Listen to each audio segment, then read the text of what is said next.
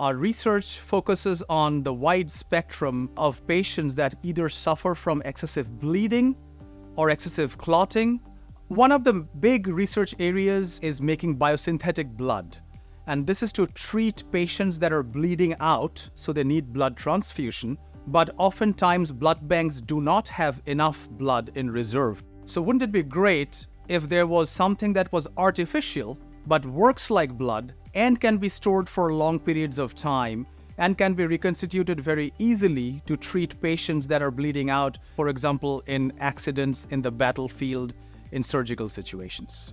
I came to Case Western Reserve because it's very interdisciplinary. For example, my research is at the interface of material science, biomedical engineering, hematology, pathology, immunology.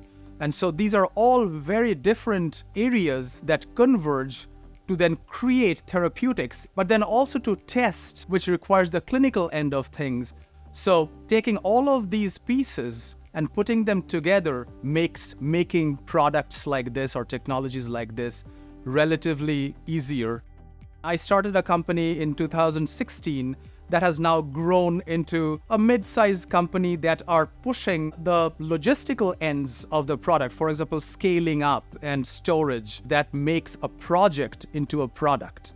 The next stage would be clinical trials. So it's sort of a build-up of a process, but it's moving in the trajectory that we would like it to move. And if all goes well, probably about 8 years from now, there is an artificial blood in powder form sitting in hospitals or in soldiers' packs that only needs water to be reconstituted and given to a patient. So just add water.